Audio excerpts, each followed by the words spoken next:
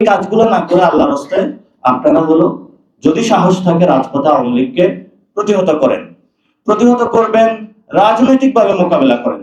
আপনি হলো আওয়ামী লীগ দেখলে হলো সরকার হলো এখন লেঞ্জা গুটিয়ে ঘরের মধ্যে চলে যাচ্ছে।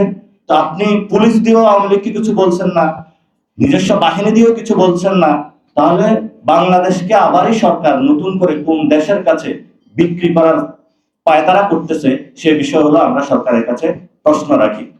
তো যে বিষয়টা থেকে আমি অবতারণা করেছিলাম, ইসি যদি এই নিয়মটা করে আমরা সামনে সপ্তাহে ইসির কাছে যাব, যদি এই অঙ্গীকার নামা বাদ দেওয়া হয় আমরা ইসির বিরুদ্ধে শক্ত পদক্ষেপ নিব। এমনি ইসি এই একটি বাংলাদেশে ইঞ্জিনিয়ার একটি ইলেকশনের আয়োজন তারা করেছে, নতুন করে আবার তারা যদি কোনো ধরনের এই ধরনের ইঞ্জিনিয়ারিং করার প্রচেষ্টা করে, তাহলে ইসি একটি স্বাধীন কমিশন সেটা যদি কেউ মেরুদণ্ড ভাঙার চেষ্টা করে আমরা রাজপথে শক্ত পদক্ষেপ নেব এবং ইসিকে বাধ্য করব স্বাধীন একটি প্রতিষ্ঠানে রূপান্তর করার জন্য। আজকের আলোচনা যেটা আপনারা দেখেছেন যে আয়োজন করা হয়েছে হলো বাজেট। এই বাজেটে তরুণদের কোনো অংশ সরকার দিবে না।